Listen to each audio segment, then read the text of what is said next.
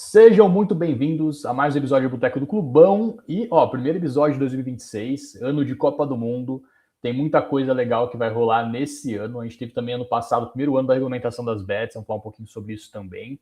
E esse ano promete, não só nas apostas, mas no calendário esportivo. Vamos falar sobre esse ano de 2026. Estou aqui com o Gabica e também com o Stefano, nossos convidados aí, um boteco interno, né? A gente não tem nenhum convidado de fora do Clube da Aposta, a gente vai fazer um boteco aqui interno para vocês. E vamos falar sobre todos esses temas. Panelinha, né, Gabi? Fala aí, bom dia. Estamos gravando esse episódio na parte da manhã, então bom dia para vocês, meus grandes amigos do Clube da Aposta. Eu acho que a gente teria que mudar o nome do nosso programa para 2026. Em vez de Boteca do Clubão, Café da Manhã do Clubão. É brincadeira. Brincadeiras à parte que o nome já está consolidado aí. Bom dia a todos aí. Boa noite, boa tarde para quem estiver assistindo. E tamo junto. Vamos falar sobre diversos assuntos, que esse ano de 2026 vai ser um ano bem legal, né? Se tratando de apostas esportivas e futebol também. E antes de eu passar a bola para o Stefano, só comentar que a gente vai falar também da nossa comunidade do Telegram. Vai ter link aqui na descrição. Se você não está participando ainda, não perde tempo, porque lá tem muito projeto de apostas de valor. A gente fez o fechamento do ano passado, né, Stefano? Foi quase uma unidade de lucro por dia. Foi quase 365 unidades de lucro durante a temporada inteira. E um dos destaques é o seu projeto do Mercados Alternativos, né, Stefano? Comenta um pouquinho desse projeto para a galera e dá um bom dia aí pro pessoal. Boa tarde, boa noite, dependendo do horário que o pessoal está assistindo, né? Pode ser outro horário, né? Então, bom dia, boa tarde, boa noite para quem está assistindo. Para vocês dois, que em tempo real é bom dia, né? Jonas e Gabi.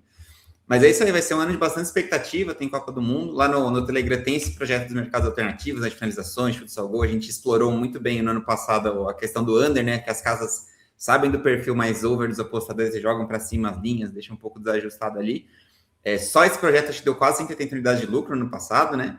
Começou um pouquinho negativo agora em janeiro, mas já está normalizando. Tem também o método comparativo que você tocou lá, também deu praticamente 100 unidades de lucro, enfim. Foi o que o Jonas falou, deu praticamente uma unidade por dia, assim, 360, se eu não me engano, né? Foi alguma coisa assim. Então, considerando ali que dia 1 é feriado, dia 25 também é feriado, a gente vai quase chegar ali no por dia.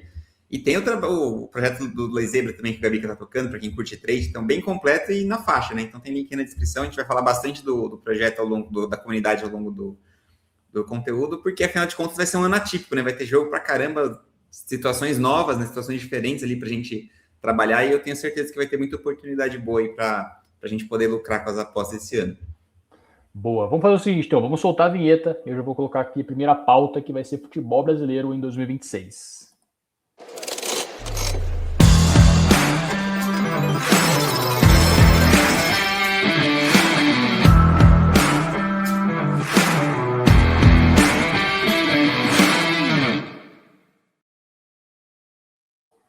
Lembrando, galera, que o Boteco do Clubão tem patrocínio da Betfair, maior bolsa esportiva do mundo, para fazer principalmente o trading esportivo. Tem também lá o Sportsbook, para quem gosta de fazer aquela fezinha. Não tem conta na Betfair ainda, link na descrição do vídeo. Bom, galera, vamos começar aqui então. A primeira pauta que a gente colocou aqui para esse episódio especial aí do ano de 2026 aí nas apostas e nos esportes, questão do futebol brasileiro. A gente tem um calendário reformulado.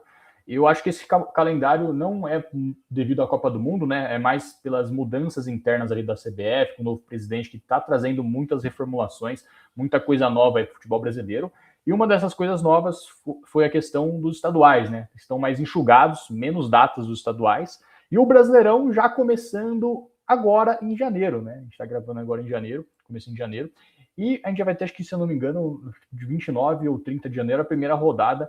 E vai andar junto com os estaduais, né? Eu queria saber de você, Gabica, o que você acha dessa mudança? Você acha que essa mudança vai ser positiva aí para os clubes?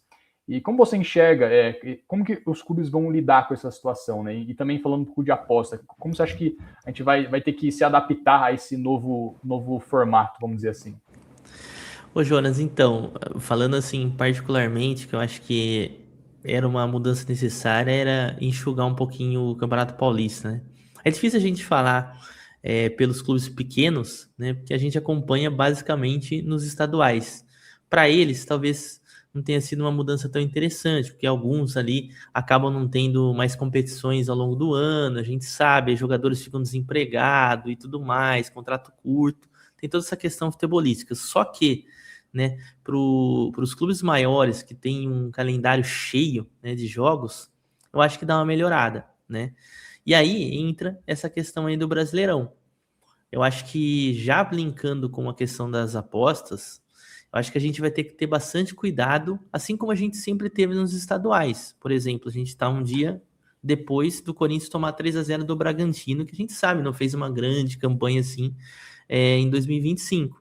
E muito por conta, claro, né, não tô nem sem clubismo nenhum, o time teve que colocar jogadores reservas, né? Jogadores que podem ir embora ainda, como o próprio Kaká, o Hugo ali e tudo mais, dando o exemplo do Corinthians. Só que isso vai acontecer com todos. A gente viu o Flamengo, por exemplo, perdendo o Campeonato Carioca, recebendo críticas. O Wallace estava entre os titulares e aí agora ele já saiu, né? Que vai para o Bragantino, então vai ter muita mudança. Então acho que o grande recado para todo mundo é cuidar com suas primeiras rodadas, porque antes a gente já vinha meio precavido com os estaduais. Pô, vai pro time reserva, que tá fácil de classificar, agora os estaduais estão um pouco mais enxutos, só que ainda os times estão em pré-temporada, né? Por exemplo, Corinthians e Vasco jogaram recente, final de dezembro ali, eles estavam jogando final da Copa do Brasil, que também foi uma mudança para essa de 2025, né? Então, a tendência é que a gente tenha resultados um pouco diferentes do que a gente imagina ali do óbvio, né? Saindo um pouquinho do óbvio nesse começo de brasileiro, na minha opinião. E, Stefano, também queria saber a sua opinião, assim, você acha em termos de apostas, pré-live ali, o Gabica pontuou muito bem, né? A gente vai ter muitos times que jogam Série A, Série B, já começando esses estaduais com times bem alternativos. Tem algumas exceções, obviamente, o Vasco, por exemplo, começou já com o time praticamente da final da Copa do Brasil, ali jogou o Maricá. Mas temos, por exemplo, o Flamengo, o Botafogo também começou com o Sub-20. Cruzeiro. Temos vários times também ali da Série A, como a Chapecoense que voltou, que também está começando um time mais alternativos. Uns times, assim, começando com uma marcha abaixo, vamos dizer assim, né? E aí, aos poucos, introduzindo uns jogadores titulares para dar rodagem. E aí depois já vai começar o Brasileirão, aí até que ponto eles vão realmente focar nos estaduais para tentar a classificação nos estaduais, ou eles vão tentar nos estaduais botar o time principal mesmo só nas fases finais, ali nas quartas, semifinal e final. Como você enxerga essa questão do cuidado que a gente tem que ter na hora de analisar o pré-live, vamos dizer assim, né? Cara, essa é uma pergunta bem legal, porque assim, pelo menos que eu me entendo por gente, acho que vai ser a primeira vez que a gente vai ter estadual e brasileiro. Talvez, sei lá, nossos pais já tenham visto situações parecidas, né, em outros tempos em que o estadual era mais valorizado. É verdade, primeira vez mesmo. Mas para mim é uma novidade, por exemplo, não só como apostador, mas como torcedor também. Nunca tinha visto, por exemplo, uma semifinal de Paulista, enquanto a gente está na quarta ou na quinta rodada do brasileiro já rolando. E a primeira pergunta que a gente vai ter que se fazer, porque acho que ninguém sabe a resposta exata, é como que os clubes vão priorizar essa questão do estadual, porque a gente sabe que, geralmente, no Brasil, mata-mata de Copa do Brasil, de Libertadores, até Sul-Americana, faz os técnicos pouparem no brasileiro, com exceção do Flamengo, do Palmeiras, que tem disputado o título até o final, e sabem que esses pontos podem fazer muito mais falta do que os demais, né, que dá para recuperar aqui ou ali. Mas o estadual, hoje em dia, ele tem muito menos importância no calendário, né? Então, assim, eu não imagino, pelo menos, esses times que brigam na parte de cima da tabela, priorizando supondo que tenha, sei lá, um Palmeiras e Flamengo na quarta rodada. Eu não imagino o Flamengo jogando com o time reserva contra o Palmeiras para jogar uma semifinal de Carioca contra, sei lá, o Madureira. Então, assim, é uma coisa meio diferente, mas a gente vai ter que ver clube a clube, situação a situação, porque para alguns clubes, talvez o estadual seja o título do ano, né? Então, isso pode pesar um pouco nessa decisão. Qual que é o confronto, se é clássico, se não é, enfim. Eu acho que esse é um primeiro ponto que a gente vai ter que tomar cuidado em relação a falando de apostas, né? Assim, às vezes, principalmente para quem aposta pré, vai ter que esperar um pouquinho mais de informação, ver um pouco mais. E vai ter alguns clubes também, desculpa cortar, isso é uma boa informação também, que alguns clubes, inclusive, vai ter que conciliar pré-Libertadores, Brasileirão Estadual. Verdade, tem a Libertadores também. Uma pitada a mais ali na cabeça do técnico para montar os times, né? Sim. E aí você tocou num ponto legal que até envolve o próprio Corinthians do Gabica. O Corinthians está jogando mais com titulares do que outros, porque ele tem uma final de Supercopa contra o Flamengo logo mais, e ele quer dar ritmo para os jogadores. Então, assim, cada time da Série A está dando uma estratégia diferente, né? O Flamengo, por exemplo, está 100% para o Sub-20, nem ameaçou colocar nenhum dos titulares até o momento. Aqui em São Paulo, eu acho que até pela competitividade do estadual já não dá para chutar o balde dessa forma. Então, a gente já vê os grandes usando mais os titulares, inclusive o Palmeiras, inclusive o Corinthians, que jogou até quase o Natal, com exceção ali do Yuri Alberto, do Galo, enfim, mas muitos dos titulares já estão atuando também. Né? Já em Minas também um pouco mais sub-20. Então, acho que não dá para você generalizar, falar, aposta em contra os grandes porque eles estão com sub-20, porque tem alguns que não estão tão fracos assim, né? O próprio Palmeiras está com um time alternativo em alguns casos, mas o time reserva do Palmeiras ainda é muito forte, né? Principalmente diante do por exemplo, Capivariano, Noroeste, que são equipes mais fracas, assim. Então, esse é um segundo fator a considerar. Uma outra coisa que eu queria trazer aqui para vocês, que eu estava pensando, também é a primeira vez que a gente teve férias encurtadas, né? Então, eu senti que, apesar da péssima partida do Corinthians ontem, que o Gabica já citou bem, mas, por exemplo, Corinthians e Vasco, eles não estão sem ritmo de jogo, né? A gente está mais acostumado a essas primeiras rodadas de estadual, os grandes até jogando com o time completo, quando começava lá mais para o dia 15, 18 de janeiro, mas com férias também já no começo de dezembro, né? Um mês de férias, quase 40 dias de férias. E a gente via muito aquela questão dos pequenos com um preparo físico muito acima, porque estavam se preparando desde setembro, outubro, etc e tal. E hoje eu não vejo tanto isso, né? Você tá vendo, eu tô vendo os jogos assim, né? Essa vantagem física não tá tão clara, né? O próprio Fluminense jogou super bem foi contra o Madureira, né, Jonas, que jogou. Isso, foi 2-1 pro Fluminense. Então, assim, eu acho que a parte física não tá tão ruim. Mas isso pode ter um impacto no meio da temporada, assim, né? Será que isso já não vai pesar? Porque os caras não conseguiram descansar tanto, enfim. Mas vai ter também a férias da Copa do Mundo. Vai ter a parada assim, né? pra Copa do Mundo. Então, são coisas que a gente vi... vai ficar de olho. E para fechar. O que eu vi, Stefano, só para puxar só esse gancho aqui que você falou, de fato é verdade. Né? Fisicamente eles estão bem. Eu vi um comentarista, agora eu não vou me lembrar quem, tá? Mas estava falando de um ponto psicológico. O cara falou psicologicamente para o jogador, como ele vê pouco a família, como ele fica pouco com a família, a tendência é que o nível de estresse seja maior durante a temporada por conta disso, né? Então seria exatamente isso que você falou. Fisicamente não me parece que o Corinthians, ou o Palmeiras, ou São Paulo, qualquer uma dessas equipes, elas estejam abaixo das demais. De fato, pode estar igualado. Talvez psicologicamente que seja um pouco saturado, né? Por não ter tido um tempo adequado de férias, né? Sim. E aqui ninguém é fisiologista, eu acho, mas assim, a gente sabe que isso aí, por exemplo, em lesão, pode ter um impacto grande, né? Vamos acompanhar. Mas aí, só para fechar e devolver para o Jonas, que o Jonas também tem que opinar nessa parte, uma coisa que eu também vou acrescentar é que a gente está falando muito aqui da ótica dos times da Série A, da Série B, né? Que tem calendário mais extenso e tal. Mas para quem aposta mais tempo, sabe que estadual é a mina de ouro do apostador, né? É o momento que a gente tem mais informação, o Jonas outro dia mandou mesmo lá na nossa comunidade gratuita uma aposta super boa no Carlos Renault, né? Que até acabou não batendo, mas a aposta foi excelente, porque o outro time estava com 7 caras fora, que não deu para fazer inscrição, estava sem banco de reserva também, com 5 jogadores sub-16. Esse tipo de informação muito difícil acontecer na Série A ou na Série B do brasileiro, assim, esse tipo de desvio. E quando você vai pegando essas oportunidades com frequência, a tendência é dar um lucro muito bom, né? Então, quando a gente olha para estadual, a gente não olha só para os grandes, a gente tem que olhar principalmente para começou a 2 do Paulista, vai ter a 3 e a 4 daqui a pouquinho. É ali que tem muita informação, muito desajuste ainda, né? Não como já teve no passado, que era uma festa, mas ainda tem mais oportunidade, vamos dizer assim.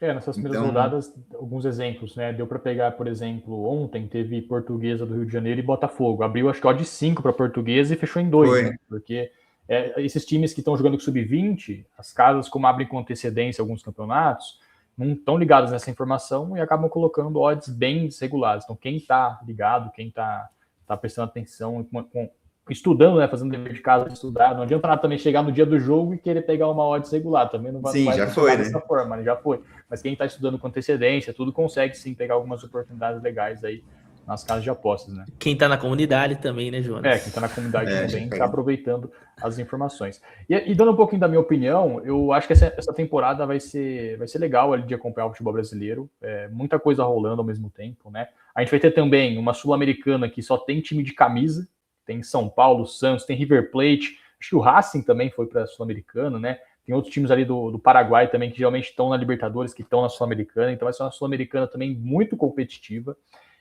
O Santos também está com o Neymar, né? Enfim. E a minha percepção é que eu tenho uma percepção que os times do Brasileirão, os principais times ali não mudaram muito, né? Se pegar o elenco do Flamengo, que está começando agora, da temporada passada, é praticamente o mesmo contra o Palmeiras, né? Não contratou muito, mas também não saiu muitos jogadores, né? As principais equipes aí. E acho que isso também pode ser um fator que ajuda nesse começo de temporada, porque a questão do entrosamento, os times já vão estar mais entrosados, enfim, então é bem interessante para a gente ficar ligado nessa questão também. Agora eu queria também, ainda na parte do futebol brasileiro, Gabica, queria saber sua opinião em relação a favoritos da temporada. Você acha que o Flamengo, a gente teve a novela do Felipe Luiz se renovava ou não, né? Acabou ficando, então acho que é um ponto positivo aí para o Flamengo. Já tem uma baita seleção. Temos outras equipes também vindo muito bem da temporada passada, né? Como, por exemplo, o Cruzeiro, o Palmeiras, que não dá para descartar com Abel Ferreira. questão de favoritos. Quem você acha que vai se sobressair, se vai ser mais um ano de domínio do Flamengo, ou você acha que vai ter alguma equipe que pode surpreender, aparecer aí como um azarão e acabar beliscando um título de Copa do Brasil, como foi ano passado com o Corinthians ou Vasco, né? Com todo respeito ao Corinthians, que tem muita camisa, mas, pô, é um time que tá muito... o Vasco também, são times que estavam muito aí endividados, estão passando por momentos de dificuldade e conseguiram chegar longe, né? Acho que muito também devido à questão que o Flamengo e o Palmeiras caíram cedo na Copa do Brasil para priorizar os outros campeonatos, né? Tem essa questão também, mas não tira o mérito também do Corinthians e do Vasco. Você acha que esse ano a gente vai ter alguma surpresa ou vai ficar mais ali na mão do Flamengo e quem sabe o Palmeiras, o Cruzeiro beliscar alguma coisinha ali?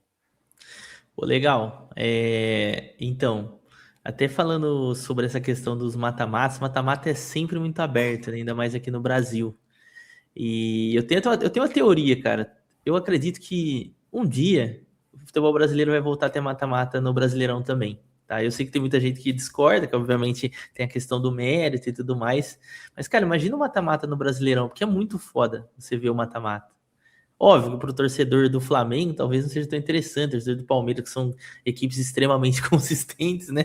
Mas eu tô falando assim, nem como torcedor do Corinthians, né? Eu tô falando de modo geral, assim, eu acho que seria legal, porque, cara, é muito legal quando tem essas disputas e acaba rolando essas situações um pouco diferentes, né, do que a gente tá do habitual. Mas, pensando na nossa realidade de hoje, né, sem devaneio, eu acredito que ainda o Flamengo tem grande chance aí de continuar vencendo títulos e provavelmente vai beliscar mais algum título nesse ano. Difícil não acontecer, para ser bem honesto, ainda mais com a manutenção do Felipe Luiz.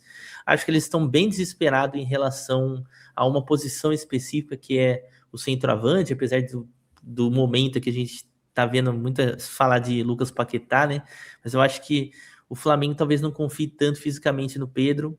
E se a gente parar para refletir também, o Bruno Henrique, que é o cara que joga um pouco mais avançado aí no 4-2-3-1 do Felipe Luiz, também tá chegando aos 35 anos, né? E aí, assim, é muito louco como os atletas, claro, hoje tem jogam em idade avançada, mas às vezes de um ano para o outro o cara morre, mano. A gente já viu várias vezes isso daí acontecer. Então talvez eu acho que esse seja o sentido que o Flamengo queria. O próprio Hulk, né? O Hulk que tem um vigor físico exatamente, muito forte, tá muito em baixa, né? Você vê, foi assim, foi papo de um ano para o outro, assim, o cara saiu de 100 a 0.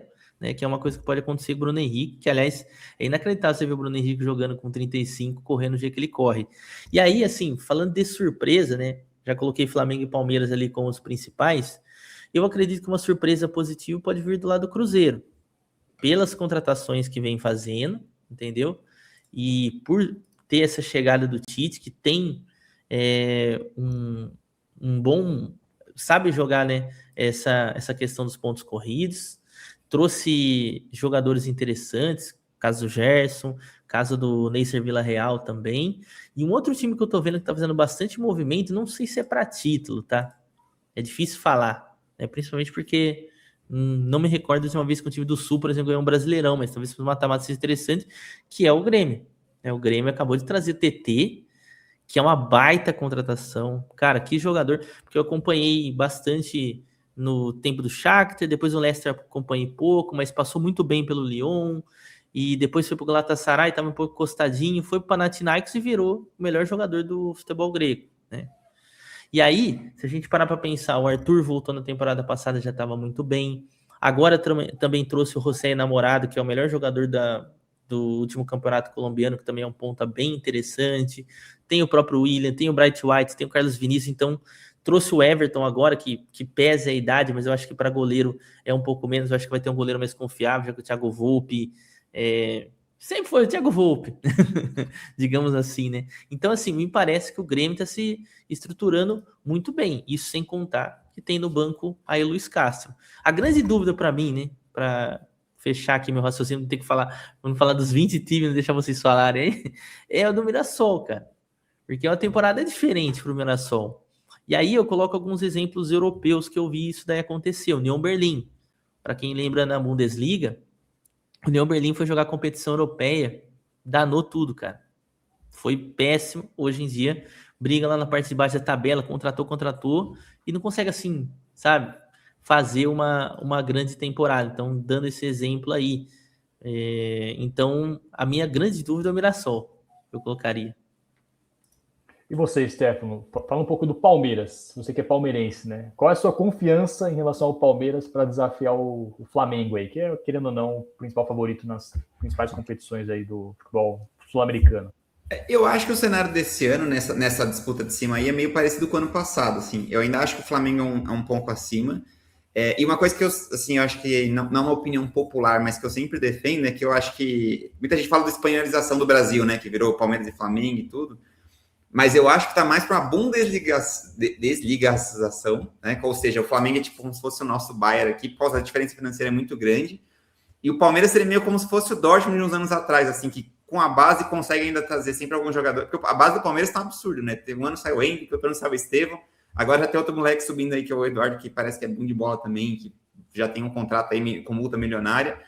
Então isso tem salvado muito o Palmeiras, porque eu acho que, diferente do Flamengo, eu acho que o Palmeiras contrata muito mal. Se vocês forem pegar as contratações recentes, são contratações caras e que não se justificam muito. Por exemplo, o Mikael, vocês devem ter visto ele jogar. Tipo, não é possível que na base não tinha um zagueiro do mesmo nível do Mikael, por exemplo, para suprir essa função. Teve que ir lá na MLS pagar uma grana e tal. O Flamengo tem um perfil de contratação diferente, né? Já pega jogador pronto, jogador mais de nome também, enfim. Então são times com mentalidade diferente e que eu acho que no médio prazo, assim, isso vai acabar se distanciando um pouco mais da diferença, né? Mas para esse ano agora, assim, a competição me parece parecida, assim. Acho que ainda mais que ainda tem alguns nomes sendo sondados, né? O Palmeiras está tentando o Almada, tentando o Arias, a gente não sabe se algum vai para frente ou não. Acho o Almada um pouco mais difícil, né? Porque é um jogador que foi pago um valor caro, um jogador de seleção argentina e tudo. O Arias acho mais possível, porque está num time que é o Wolverhampton, que está praticamente rebaixado na Premier League, né? Enfim.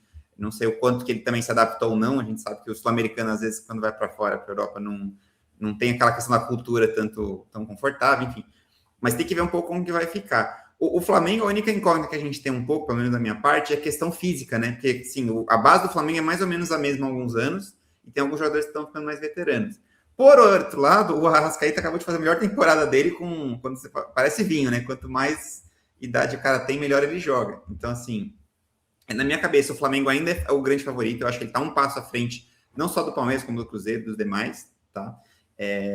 Mas é uma competição muito parelha nos últimos anos, né? Assim como o Flamengo ganhou esse ano, o Palmeiras vinha de 2 títulos, teve o Botafogo entre os dois ali que ganhou também.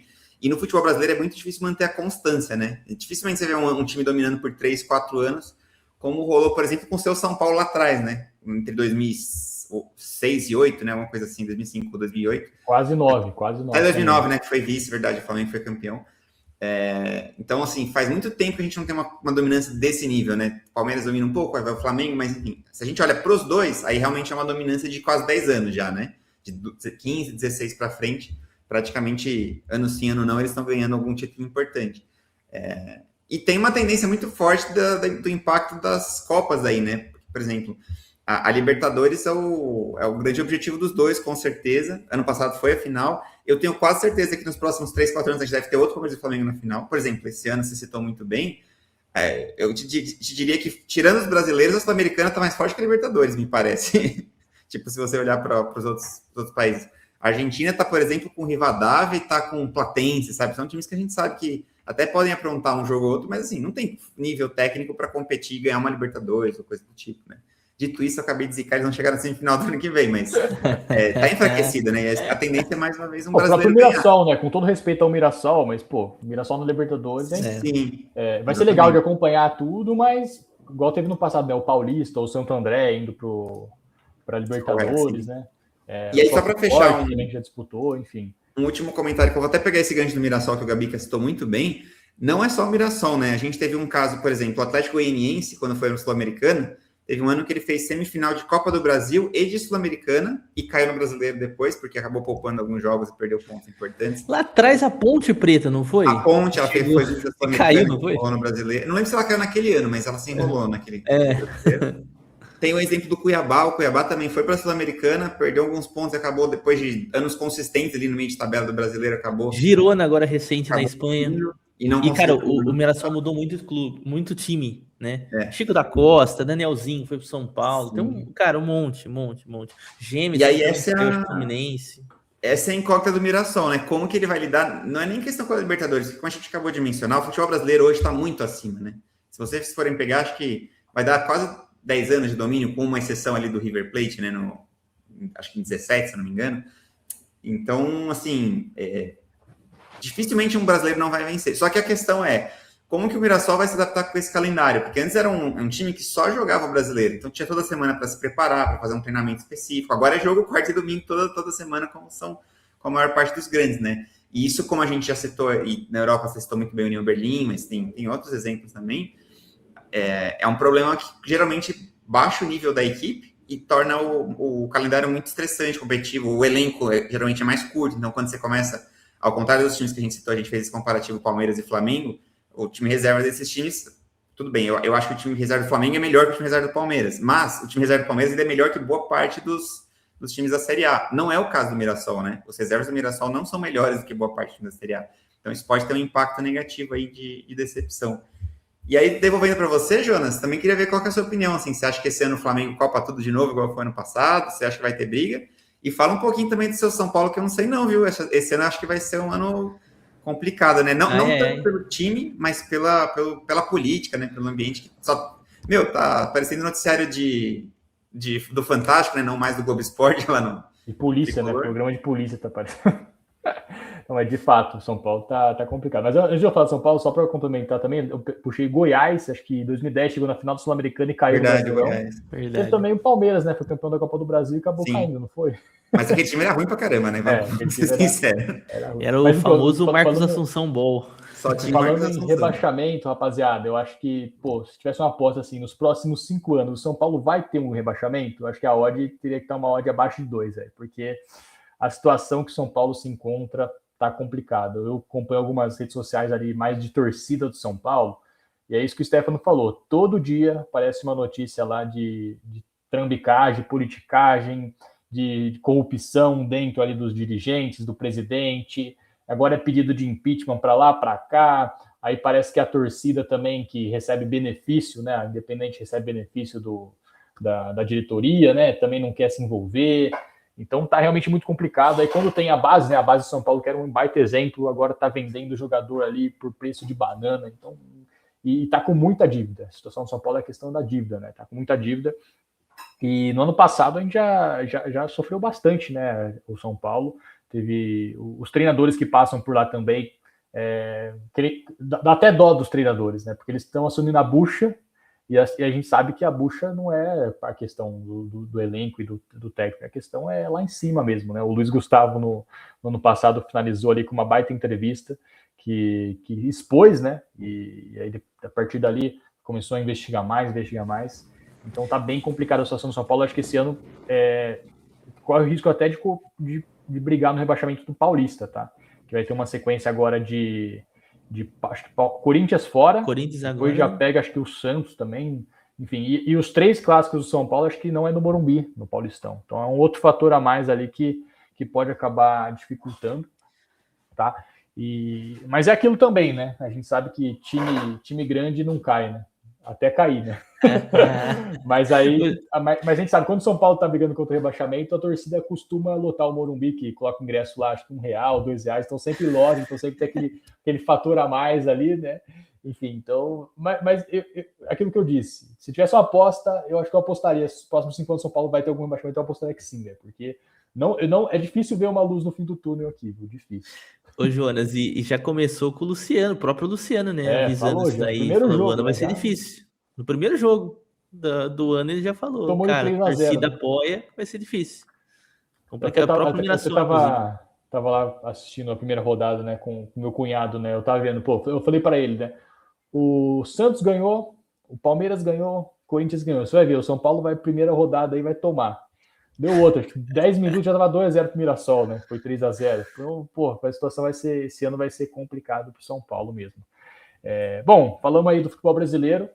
Vamos passar agora para o próximo tópico, que é a questão do futebol europeu. Essa parte do futebol europeu não tem muito como opinar, né? Eu não acompanho muito, mas a gente tem que colocar aqui a questão do ano diferente também para o futebol europeu, que vai ser um ano de Copa do Mundo. Então, e diferentemente da Copa passada, né, que foi a Copa do Catar, que a Copa foi no meio da temporada europeia, né, no final do ano, vamos dizer assim.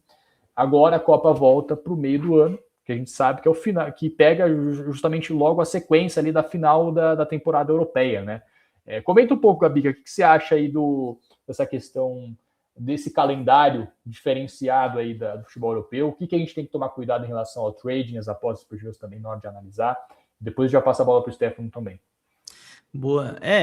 Assim, todo ano de Copa do Mundo que eu acompanhei fazendo trading já, ou seja, no meio das apostas esportivas, que foi lá em 2018, depois 2022 e agora 2026, eu percebi um fenômeno muito parecido, que é o fato de, próximo da competição, ou seja, um mês ali da competição, às vezes até um pouco mais, eu diria, até um pouco mais, uma tirada muito boa de pé. Tá? Assim como hoje acontece, por exemplo, esse final de semana aqui que a gente está conversando, tem uma rodada de... A gente está próximo da próxima rodada da Champions League. E aí a gente analisa e a gente percebe que nessas rodadas a tendência é que aconteçam mais zebras e que as equipes que se desempenham um pouco melhor acabam saindo um pouco pior. E eu acho que isso daí é uma questão muito psicológica, né? Porque, cara, Copa do Mundo é de 4 em 4 anos.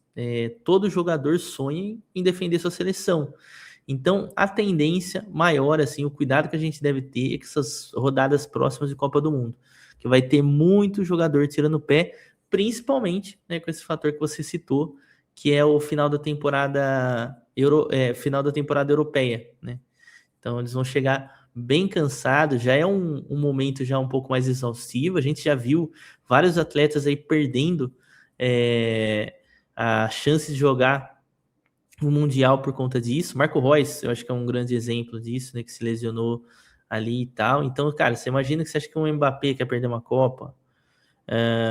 Sei lá, outros jogadores aí, craques, vão querer perder, Harry Kane vai querer perder a Copa? Não vai, entendeu? Então, bastante cuidado com essas rodadas perto da Copa do Mundo. Da minha parte eu vou nessa linha também, Jonas. Eu acho que, assim, não tem muito o que acrescentar. O Gabi que já fez um bom resumo da situação, que é ficar atento, né, à periodicidade. A gente vê muito apostador que vai cegamente nas grandes equipes ali, né, achando que elas vão ganhar sempre e tal. Nessa época, isso fica mais perigoso, porque assim como o Gabi questou, às vezes o cara tira o pé de uma dividida ou não quer dar aquele sprint máximo, né, quando começa a sentir que o corpo dá uma puxada, porque é o que vocês falaram, assim, uma Copa do Mundo é uma vez a cada 4 anos, e esses grandes jogadores que ele citou, de Real Madrid, Bayern, Barcelona, etc., eles têm tanta companhia forte lá que às vezes eles inconscientemente pensam, meus companheiros aqui vão dar conta, né? Não preciso me matar aqui em campo. E tem uma outra, acho que a única coisa que eu adicionaria essa Copa do Mundo ela foi expandida, né? Agora a gente tem 48 seleções, se eu não me engano. Isso significa que mais seleções que não são de primeiro nível estão participando. Em outras palavras, até times que são secundários, talvez, no primeiro momento, são times de meio tipo um Frankfurt da vida, eles acabam tendo muitos jogadores de seleções que não são da primeira prateleira, mas são jogadores que são convocados numa segunda prateleira, né? O Curaçao foi para a Copa, a gente tem outras seleções aí também na Ásia, que às vezes tem jogadores, principalmente na Alemanha, por exemplo, tem muito jogador asiático, né, nesses times. Então, até nesse aspecto pode ter um efeito nesse sentido, tá? Então, ficar mais atento a isso e talvez... Eu nunca fiz um estudo sobre isso, mas talvez fiquem jogos até melhores para over, porque justamente por essa questão de não querer dividir tanto, às vezes o cara deixa tipo, matar uma jogada, né, ou de entrar numa dividida e isso gera um contra-ataque, enfim, a gente pode ficar observando esse tipo de situação. Mas no resto é o que o Gabica falou, só ficar cuidado principalmente com o time de camisa, né, não ir cegamente ali achando que eles vão golear ou como amassar o carro, senão depois a galera tem que voltar lá pro discurso da máfia, né, a máfia comprou o Bayern, na verdade não, às vezes é só o cara que o time inteiro do Bayern joga a Copa do Mundo, né, então eles vão de certa forma priorizar a disputa, faltando um mês para acontecer. Né? Boa. E em termos de favoritos, Gabi, que a gente já está meio na metade, indo para metade da temporada europeia, né? Dessa metade já que a gente já teve os jogos aí, quais são os times, os principais times aí que você destaca, que estão fazendo de acordo com a prévia, né? Que eram os favoritos e estão confirmando esse favoritismo. Times aí que estão patinando, que estão decepcionando na temporada. Cara, eu acho que um time que vem numa boa temporada é o Arsenal. Aliás, torço muito pro Arsenal vencer a Premier League finalmente. Eu acho que esse ano aqui tem tudo para vencer. É um time muito consistente defensivamente. Isso o Arteta já trabalhou bastante. Uma bola parada muito forte, né? Time difícil de tomar gol. Tanto que eu tô até com os dados aqui da Champions League, que é a competição mais complexa, apesar da Premier League também ser muito forte, cara, o Arsenal tomou um gol na Premier League, na Champions League até hoje. Isso com 6 rodadas, né? Realmente é muita coisa, né? E é o líder da Champions League também, né? O famoso grupão. Depois, ofensivamente, o Bayern. Tem uma ressalva sobre o Bayern. Eu não sei ainda. Eu preciso ver mais confrontos de alto nível da equipe do Bayern para eu ter certeza que esse time vai aguentar defensivamente. Ofensivamente, a gente não tem dúvida, né? Mas ainda defensivamente, quando você vê alguns jogos onde pega um adversário disposto a atacá-lo, é complicado. Cara, eu vi o jogo agora contra o Colônia ali e tal, então, assim, é o estilo de jogo deles, né? Mas talvez contra times maiores, talvez não funcione tão bem. Uma outra equipe, né? O Manchester City também vem se fortalecendo, o Ryan Cherki cada vez mais, né, sendo titular. Aliás, é um dos jogadores mais interessantes para se acompanhar nessa temporada. O Barcelona teve um momento muito alto ali de oscilação, agora começa a voltar. Me preocupa um pouco se o Lamine Yamal vai conseguir manter um nível físico, né? Me parece que ele tá tendo alguns problemas físicos. Até o pessoal tá fazendo algumas análises ali. Parece que ele até mudou um pouco o estilo de jogo, caindo um pouco mais para dentro, não fazendo corridas muito longas. Então isso daí pode pesar também. E aí, assim, como fator negativo, acho que com certeza o Real Madrid, né? O Real Madrid sempre se espera muito, apesar de não ter contratado assim jogadores, é porque já tem um time bem estrelado, mas muitos problemas com o Xabi Alonso, o Vini Júnior, Mbappé, tá, o Bellingham parou de jogar aquele bom futebol. Vamos ver agora com o Álvaro Arbeloa se consegue recuperar, mas começou mal, né? Porque já acabou sendo eliminado aí da Copa do Rei, né? E aí tem várias incógnitas aí na temporada, por exemplo, PSG, pós-mundial de clubes, ainda não vi grandes atuações do Paris Saint-Germain, para dizer a verdade. Por mais que é o terceiro colocado na Champions, também domina no campeonato francês, que é natural, né? Outra equipe também que é uma incógnita, o Chelsea. Chelsea a gente ainda não sabe, né? Agora com o Liam Rosselló, não sei se vai melhorar o time, vai piorar, né? O Cole Palmer já não vem jogando tanta bola assim. Então, o próprio João Pedro, que aliás, pensando em seleção brasileira, é ruim para nós. Aí depois, eu diria que tem mais times incógnita hoje do que propriamente times certos, né? Os certos eu já citei, você vê que foram 2, 3, né? Mas a gente pega também o Liverpool ainda, uma incógnita, né? A gente pega a Juventus na Itália, faz bons jogos. E por incrível que pareça, né? Para falar uma surpresa, eu lembro que eu fiz o vídeo, né? Análise da Série A com o Renan Tanandoni, e ele falou, cara, cravou que o Milan ia ser campeão francês. Eu, honestamente, obviamente, respeito o convidado, né? Não falei Francês? nada. Campeão italiano, Campeão né? italiano, perdão, desculpa. Francês nem ia ter cor.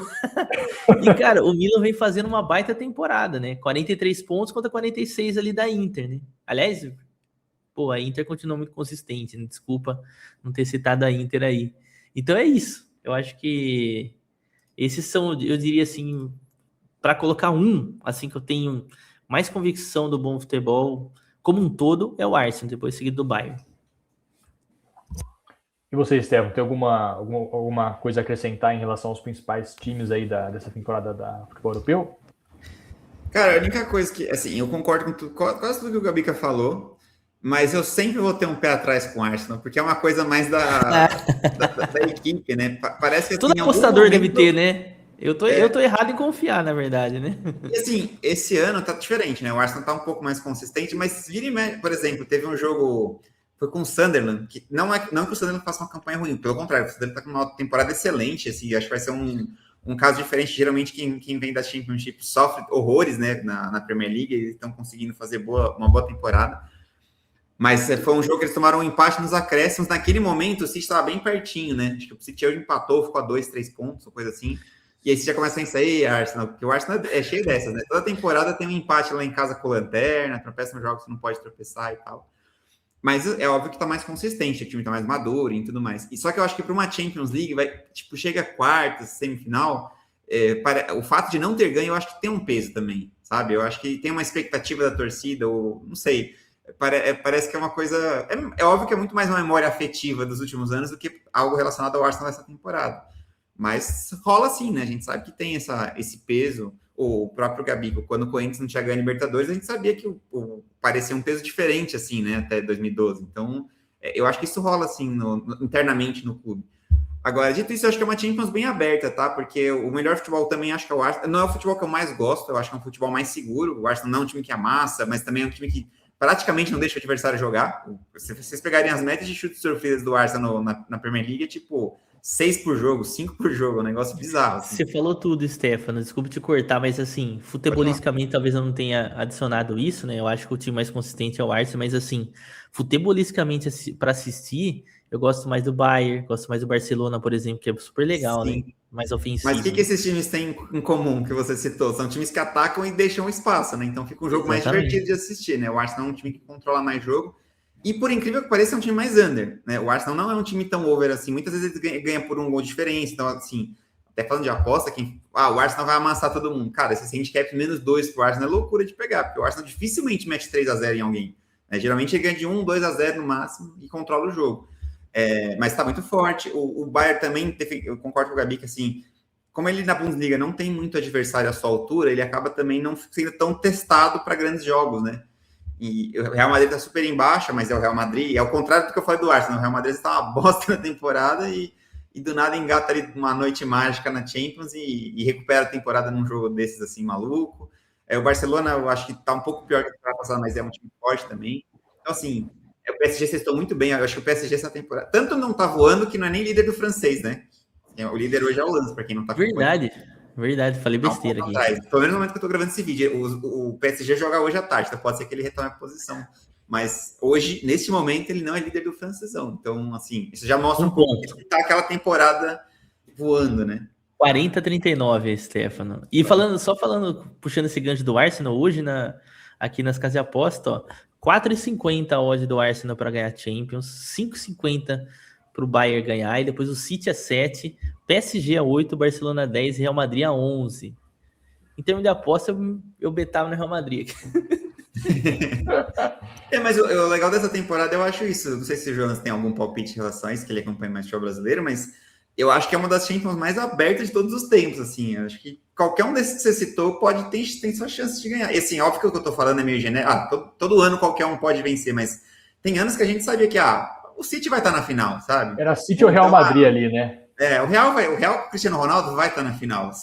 Esse ano, se der Arsenal e Bayern, City, não sei o que, eu acho que nenhum desses confrontos é tipo absurdo. Você fala assim, esse ano eu cravo que esse time vai estar na final. Todos esses times que você citou têm um ponto muito forte a favor e uma baita de uma pulga atrás da orelha também, né? Tirando o Arsenal, que é mais uma coisa, vamos dizer assim, mística, né, da história, os outros todos têm questões táticas ou técnicas ali afetando, né? Então, o próprio Barcelona, o que toma de gol de contra-ataque, é aquela jogadinha que até te mandei outro dia, Gabi, que os times jogam pela ponta e cruzam por baixo da área e pegam o cara de frente. O Barcelona toma gol jogo sim, jogo não desse jeito, né? Então, também tem suas questões defensivas. Vai ser interessante ver essa reta final. Boa. A própria Inter chegou numa final recentemente aí também, né? Então, tá bem aberta, né? Agora do PSG. A Inter é um futebol mais Arsenal, né? Digamos assim, né? É um time que dá menos oportunidade. Exatamente. É mais operário, né? Tem muito dinheiro ali também, mas comparado com esses... Com certeza, né? Agora tem o coisa lá, o Pio Expósito, que tá metendo gol pra caramba lá. Boa. Bom, vamos falar agora do próxima pauta que a gente colocou aqui para esse episódio especial da Copa do Mundo, né? A gente sabe que é um ano diferente, ano de Copa do Mundo, e vai ser uma novidade, porque vai ser a primeira Copa do Mundo com 48 seleções, diferentemente do formato antigo, que eram 32 seleções. Então a gente vai ter um formato novo, também numa Copa do Mundo em 3 países, né? México, Estados Unidos e Canadá. Acho que a última vez que aconteceu isso foi lá na Coreia e Japão, né, em 2002, Coreia e Japão. Agora a gente tem novamente 3 sedes aí acontecendo, obviamente Estados Unidos principal ali, né, que é um país maior, tem mais estádios. A gente vai ter também muitos jogos legais ali, por exemplo, no Azteca do México, né, no estádio do Azteca. E eu queria saber a opinião de vocês, né? Seleção brasileira, uma grande incógnita para essa Copa, porque chega muito desacreditado, assim como era em 2002, por exemplo, né? E se a gente pegar... Tem algumas curiosidades. Se a gente pegar, por exemplo, de 70 até 94, que foi o hiato que a gente para ganhar o Tetra, né? Foram 24 anos. E agora a gente está numa situação igual, 2002 para 2026, 24 anos também de ato. Será que isso também não coloca uma pitada ali de mística para a gente tentar o Hexa? Tem outra questão também que acho que o Brasil está no grupo C. Se eu não me engano, acho que o grupo C foi o grupo que mais deu campeão em todas as Copas do Mundo. O Brasil está no grupo C também. Vou colocar mais uma pitada de... Porque se levar em consideração em termos futebolísticos, eu diria que é uma das piores seleções brasileiras, talvez, da história. Aí vamos colocar, né?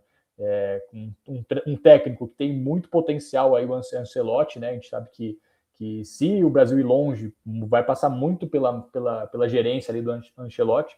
Mas em termos de futebol, a gente tem ali o Neymar, que tá todo bichado, mas que não é o principal jogador técnico do Brasil, né? O cara que na hora do vamos ver, ele tenta alguma coisa, pelo menos. Que se pegar o Vini Júnior, Rafinha, que brilha, né? Hoje em dia o Vini Júnior nem no Real Madrid tá brilhando tanto. Mas pegar esses jogadores com mais nome, vamos dizer assim, da seleção brasileira, quando chega na seleção, parece que afina demais, não engrena, não vai para frente. E a gente pegar também a parte defensiva do Brasil, as laterais são... Se a gente pegar 2002, por exemplo, era uma baita seleção, né? Tinha os principais jogadores do mundo em suas posições eram do Brasil ali, Cafu, Roberto Carlos, os próprios zagueiros, né? Volante, os próprios atacantes, era realmente a seleção mundial, vamos dizer assim. Hoje em dia, você pegar ali posição por posição, os brasileiros, sei lá, não sei nem se entra no top 5, nem top 10, vamos dizer assim, né, das posições. Mas fala aí, Gabica, o que você acha desse ano da seleção brasileira? Você acha que vai dar liga? Vai conseguir chegar ali talvez numa quarta de final? Porque agora na Copa do Mundo não é nem quarta de final, mas para chegar nas oitavas tem que passar por uma fase anterior ainda. Então é mais difícil ainda de longe, né? Você acha que vai dar alguma coisa esse ano? Então, até avisando todo o pessoal aí que está acompanhando aqui, deixa o like já, se inscreve. Cara, que vai ter muito conteúdo de Copa do Mundo. Aliás, a gente vai ter um episódio especial falando dos grupos, né? Assim que os grupos saírem aí, a gente vai fazer uma parada bem legal, tá? Vai ser muito massa mesmo nosso acompanhamento aqui de Copa do Mundo aqui no Clubão. Mas então, assim, eu tenho algumas discordâncias em relação, assim, eu não acho que a seleção é tão ruim assim. Sabe, se eu pego, por exemplo, as outras seleções também, por exemplo, vou dar um exemplo aqui de uma posição que é muito carente para nós, que é a centroavância. Cara, hoje a Espanha é a favorita para vencer a Copa do Mundo, segundo as casas de apostas. Eles jogam com o Morata e com o Ferran Torres, né, que é reserva do Lewandowski, tá fazendo muito gol, mas obviamente, cara, não acho que ele ambos, assim, são acima, talvez, do que a gente tenha de centroavante aqui no Brasil. Sei lá, se o Pedro, eu acho muito difícil o Pedro ir, mas o João Pedro, por exemplo, eu não sei se o João Pedro é tão pior assim que o Morata. Talvez ali vai ter de frente o Morata de hoje, sabe? E assim, só que o grande problema é que a gente ainda chega sem, de fato, saber quem que vai ser, primeiramente, algumas peças-chave ali na equipe. Para mim, hoje, acho que o jogador que, na seleção brasileira, tá? Não tô falando de clube, mais me surpreendeu positivamente é o Estevão. Eu acho que hoje, por exemplo, o Estevão já tem a caráter de seleção no momento mais brilhantismo do que o Vini, e esse é um grande problema. Aí outro ponto que eu levanto, o Rafinha de fato joga muita bola no Barcelona, acho que na seleção ele joga regular, tá? Só que o Rafinha vem jogando mais pelo lado esquerdo. E aí eu fico pensando, como o Ancelotti, porque se a gente pega o Barcelona, o Rafinha, cara, pega os gols dele, o gol dele que ele marcou contra o Real Madrid, ele é um cara que flutua muito pelo lado esquerdo, né? Só que lá tem o Vini Júnior. E aí? Será que ele vai botar o Estevão no banco? Ou será que ele vai entrar? Provavelmente ele vai entrar com Vini, Rafinha e Estevão ali no centroavante. E aí depois outro ponto, pô, Neymar. Onde que a gente vai encaixar o Neymar aí? Se vai para a Copa, né? Se for, vai para a Copa, né? E acho que tem esse ponto. Eu assim, para mim não seria surpresa nenhuma e erro nenhum se o Ancelotti levasse o Neymar, se ele tiver, obviamente, condições físicas, até como banco. Eu levaria para o banco, eu levaria no banco mesmo. Eu acho que eu não veria problema nisso. Eu acho que diante de todas as nossas dúvidas que a gente tem ali no setor, talvez o Neymar jogando como meia mais centralizado, o Rafinha um pouco mais adiantado, o próprio Vini, que também jogou nessa posição ali no Real Madrid, um pouco mais adiantado, ataque bem móvel ali, eu acho que funcionaria. Agora falando assim da Copa do Mundo, falei pra caramba de Brasil, né? Então, eu só vou estender aqui pro restante da Copa do Mundo.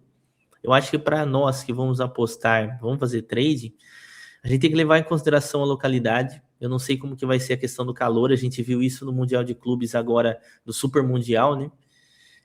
Os europeus sentindo bastante, reclamando bastante do calor, e a gente vai ter calor ali nos Estados Unidos em algumas partidas, né? Vai ter partida no Canadá ali também, que eu acho que talvez seja mais frio, depois também no México, eu acredito que o clima também é maior de calor, né? E mais partidas, né? No fim de temporada que a gente já conversou, né? Então, assim, eu tô bem curioso para tentar entender como que vai chegar fisicamente as equipes e como que vai ser esses jogos. Vão ser jogos um pouco mais cadenciados, como a gente viu no Super Mundial, né? Que propriamente como foi, por exemplo, a Copa da Rússia, que eu achei que foi uma Copa muito mais dinâmica dentro de campo. E sobre as seleções, né? E os grupos que a gente vai ter, mais grupos aí com as 48 equipes, tem muita incógnita, né, mano? Primeiro que a gente tá gravando agora, né? E a gente ainda não sabe. Por exemplo, o grupo A ali, cara, pode entrar uma Dinamarca, pode entrar uma República Tcheca, uma Irlanda, eu acho que é Montenegro também, sabe? Só que aí também pode vir, sabe, um Suriname da vida num grupo. Então, assim, é muito incógnito, é muito diferente esse Mundial, tudo que eles criaram, pela localidade e também por essa quantidade enorme, né? Será que essas zebras vão conseguir aprontar alguma coisa? Ao mesmo tempo, né, a gente tem que lembrar que, agora que a gente tem uma fase anterior às oitavas, não é só os 2 primeiros que classificam, vão classificar também, acho que os 8 melhores terceiros colocados. E se a gente tem 12 grupos, classificar 8 melhores terceiros colocados é praticamente 2/3, né? 66% aí dos terceiros colocados também vão avançar. Então, assim... Dificilmente teremos zebra. Dificilmente teremos seleções de caindo no grupo, né?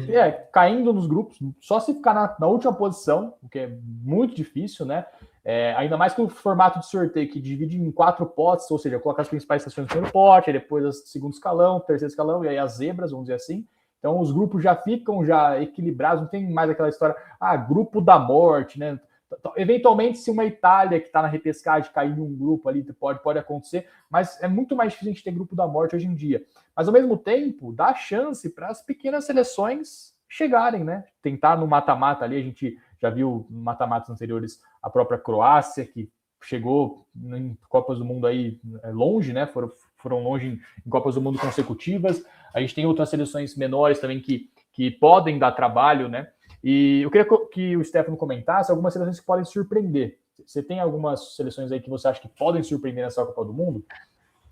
Boa, essa é uma boa pergunta. Antes de responder essa pergunta, só pegar esse gancho que vocês estavam comentando aí das classificações.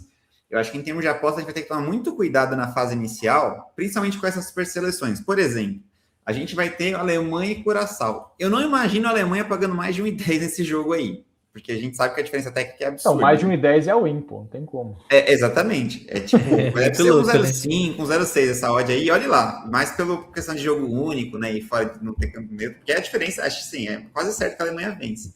O problema é que isso aí vai vir com um handicap muito esticado. E aí o Gabica falou muito bem. Tem calor.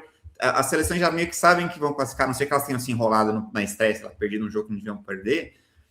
Então a gente pode ver seleções mais fortes, essas que disputam título, Argentina, Alemanha, França, próprio Brasil, enfim, talvez até rodando o elenco numa terceira rodada, porque já estão classificadas, já não tem risco nenhum, e pensando ali no calor e tal. Então isso tem que ser considerado também. Vai ser uma novidade, né? A gente não tem esse formato novo. E outra coisa que é interessante dizer é que, assim, a gente tem nesse formato diferente, ou coisa do tipo, talvez o mais legal da primeira fase seja justamente ver os jogos das seleções estreantes, das seleções mais fracas, porque as seleções mais fortes talvez não tenham muita competitividade naquele momento inicial, né? Então, tanto para aposta como para ver o jogo mesmo, assim, né? Eu acho que o legal talvez seja pegar esses jogos mais parelhos, que valem a vaga, que façam alguma coisa que faça mais sentido, do que para qualquer outra coisa. Agora, de surpresa, assim, pré-Copa é um pouco difícil de apontar, né? Assim, quem que eu acho que pode, assim... Não para título, né? Eu acho que título de Copa do Mundo é muito difícil sair daquele grupinho de sempre, né? Que são esses que eu já citei, se a Itália entrar... a Itália eu acho que tá mais fraca, tá? Mesmo com toda a história, eu acho que é uma seleção que... Você bate o olho ali de 1 a 11, né, Gabica? Não tem nenhum jogador que você fala assim, caraca, esses 2 ou 3 aqui jogariam na seleção brasileira. Acho que eles estão pior que nós nesse sentido. Né? Talvez só um, Nicolo Barella, ainda que ele tá no nível, no alto nível dele, mas é o que eu mais gosto. Você tem 2 lugares do campo. Mas de resto, agora sim, tem seleções que eu acho que podem fazer bonito na Copa, e aí não estou falando de título, mas assim, de ir longe, né, de aprontar uma zebra interessante, por exemplo. Eu gosto muito da seleção de Marrocos, caiu no grupo do Brasil, inclusive esse jogo vai ser chato. É uma seleção que tem vários jogadores ali de ponta, né, nos principais... E final da Copa Africana agora também. Final da Copa Africana, com outra seleção que eu acho também muito boa, que é de Senegal. Senegal. Um contra-ataque muito bom, um time muito, muito físico, né? É que o grupo de Senegal não permite tanto se sonhar, porque ele caiu com Noruega e caiu com França, que são duas seleções também fortes, né? Mas acho que assim, vão dar trabalho. Terceiro. Né? Ô, Stefano, aproveitando o gancho aqui, vou te ajudar. Estados Unidos. Não. Os Estados Unidos vai passar de fase, porque assim... Caiu no grupo Paraguai, Austrália, máfia, caiu num grupo muito acessível, né? Que é Paraguai, Nova Zelândia e acho que o quarto é uma repescagem, né? Que eu esqueci agora quem que era. É um grupo que eles devem passar. Não, mas, o Paraguai vem bem aí, do Paraguai. Vem bem. Austrália também, né? E Europa C. Europa C, Nova Zelândia, Turquia, Romênia, Eslováquia e Kosovo.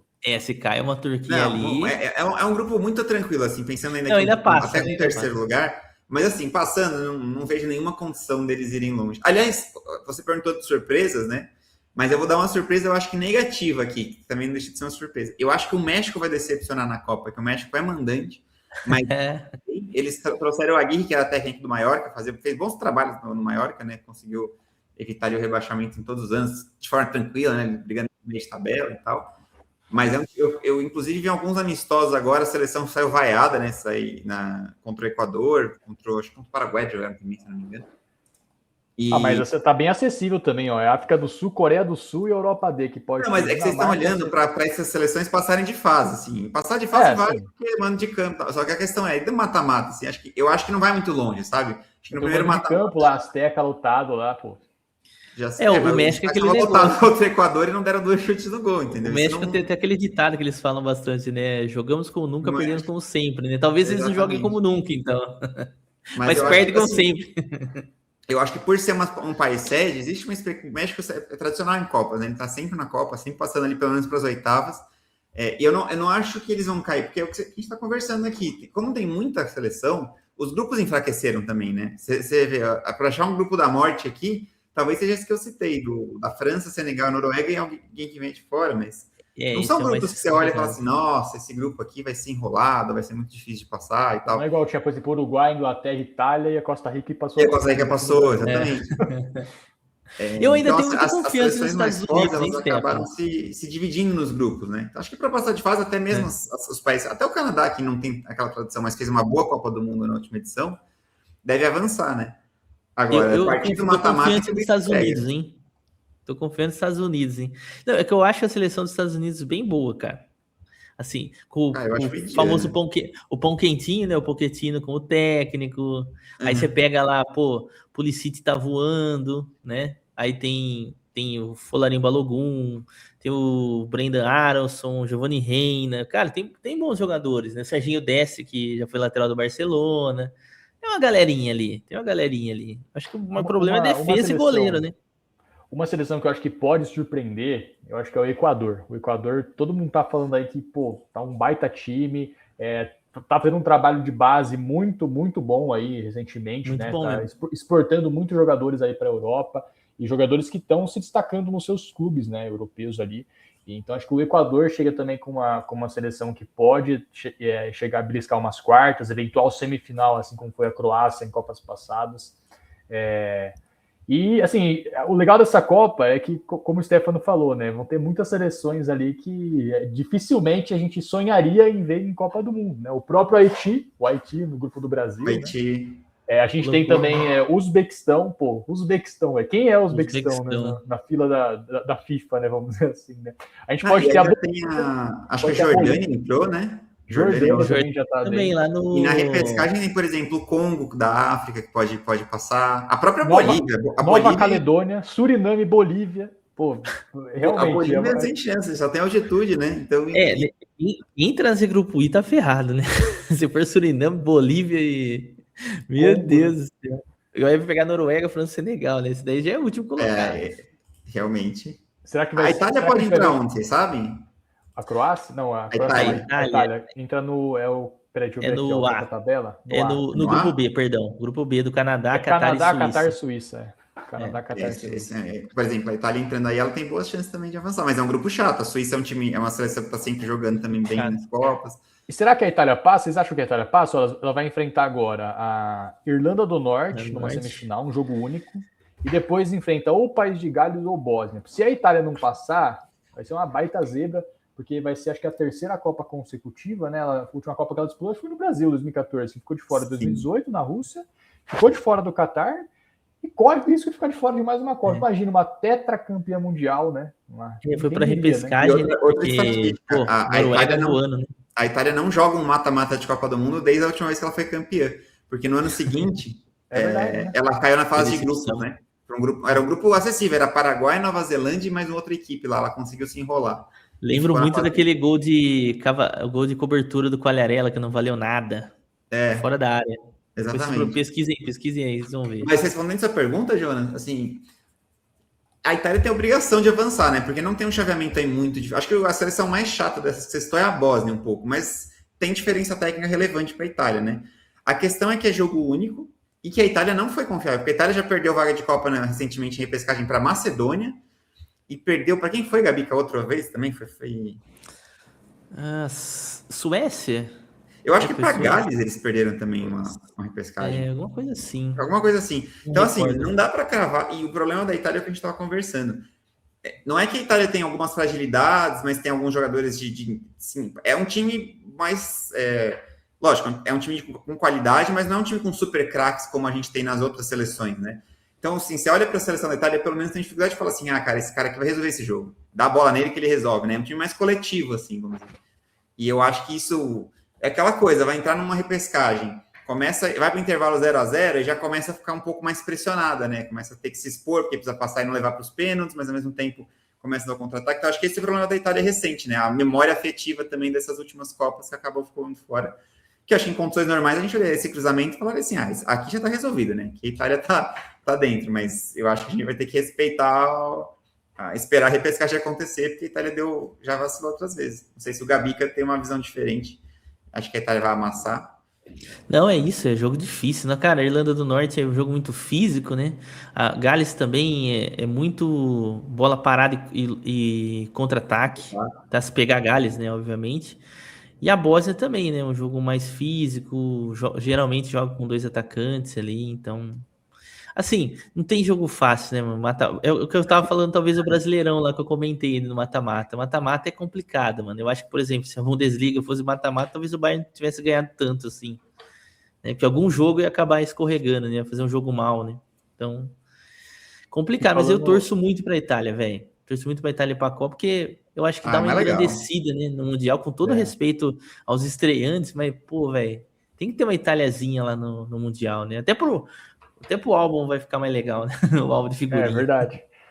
E assim, tem um recorde, né? Que é a maior goleada da história das Copas, que acho que foi em 82, Hungria, 10-1 em El Salvador. Vocês acham que agora com esse novo formato, com essas seleções de nível bem mais baixo, indo para a Copa, será que a gente tem a chance de ver esse recorde quebrado, né? O Stefano citou Alemanha e Curaçao na primeira rodada. A linha de handicap é menos 3,75 atualmente para a Alemanha.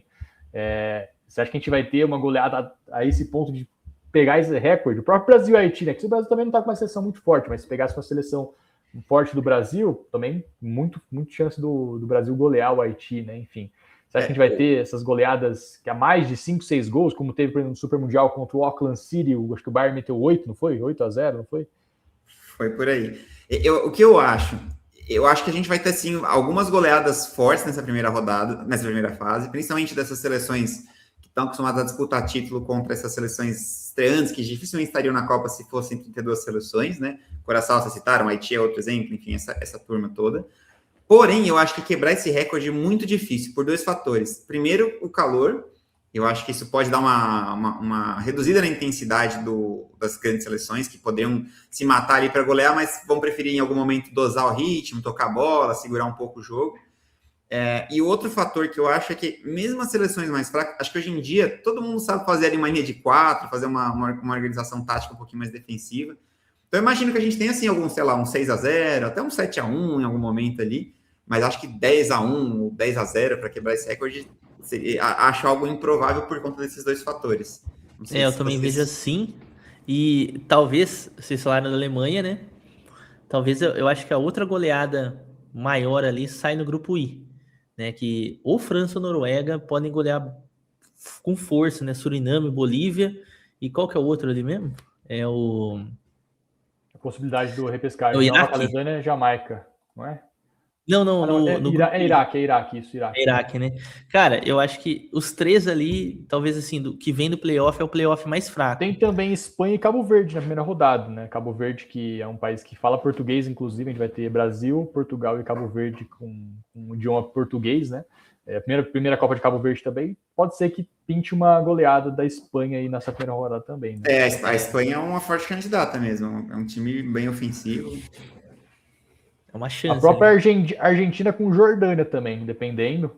Se tiver um dia inspirado, pode sair uma goleada aí nessa primeira fase. Agora que eu me recordei, a gente não falou muito da Argentina, até porque a gente, como a gente falou, vai fazer no vídeo, né? O vídeo completão que a gente vai fazer.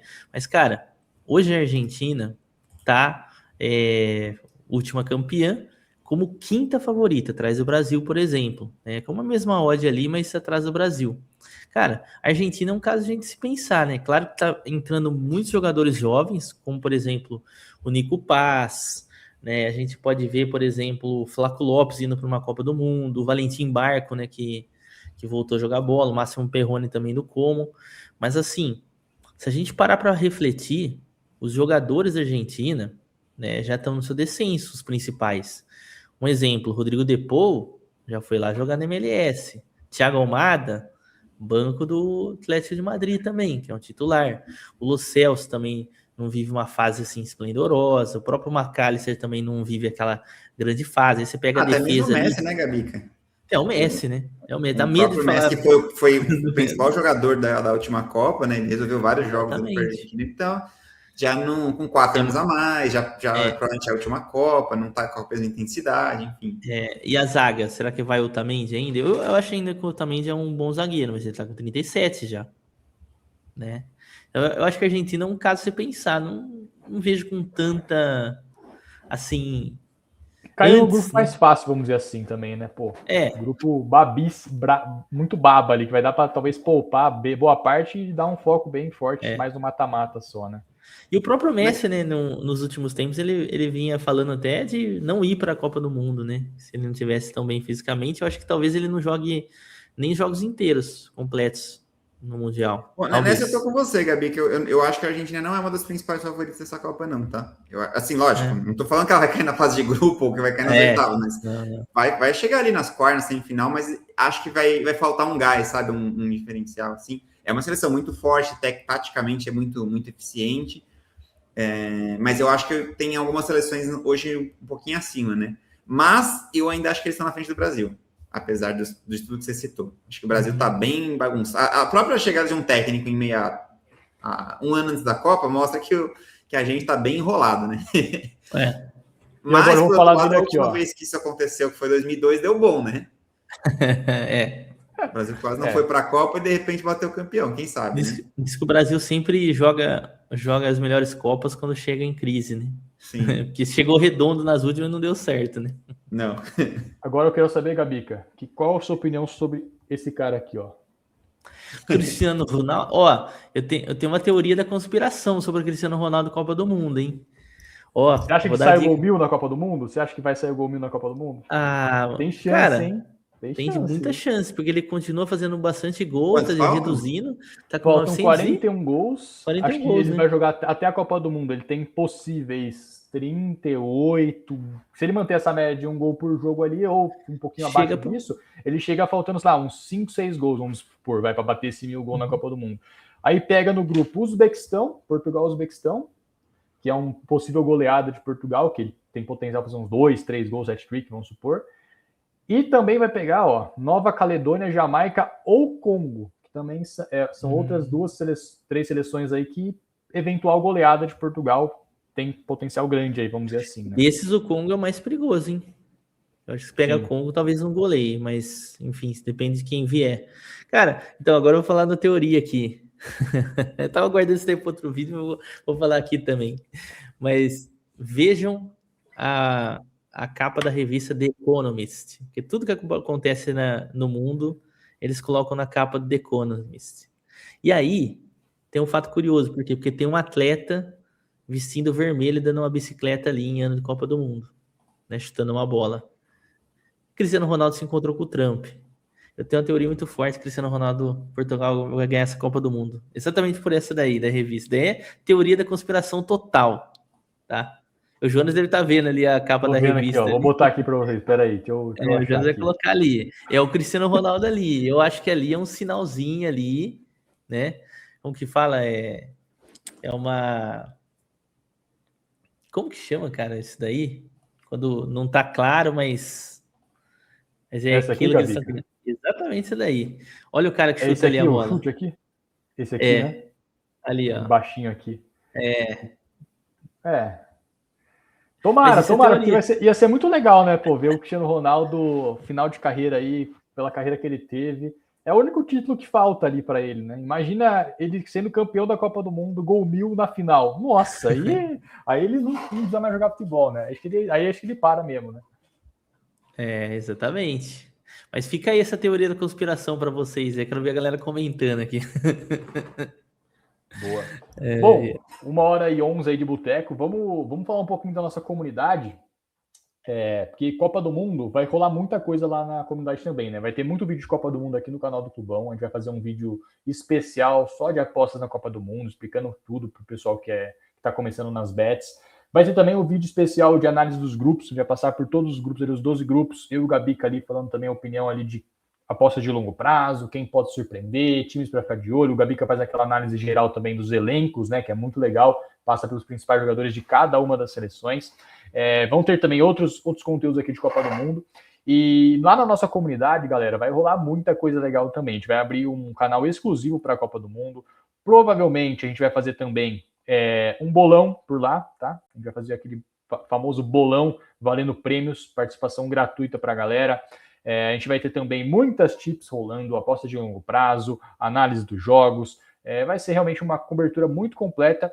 E para você participar, é só você entrar no link da descrição, tá? Você vai entrar lá no Telegram, a comunidade é por lá, e aí você já vai ter acesso aí a todo esse conteúdo. Vou passar aqui para vocês, eu vou colocar na tela para vocês darem uma olhada como que funciona a comunidade, né? Então eu estou aqui no Telegram no computador, mas você pode acessar também pelo celular.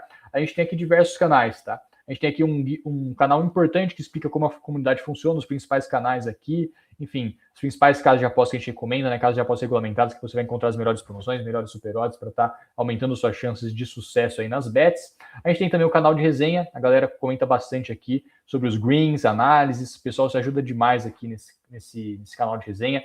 Tem os mercados alternativos, que o Stefano manda todo dia aqui as principais apostas em mercados de finalizações, mercados aí de estatísticas de faltas, e o melhor desse canal aqui que é o resultado, né, Stefano? Resultado muito absurdo, muito fora da curva mesmo. Na temporada passada, ó, resultado acumulado, ó, 175 unidades, tá? Então, realmente muito expressivo o resultado aqui desse projeto. Tem também o futebol brasileiro, que eu tô mandando aqui as dicas nos estaduais, tá? Dicas nos estaduais, tudo muito contextualizado, então eu faço uma análise apurada aí dos praticamente todos os estaduais do Brasil.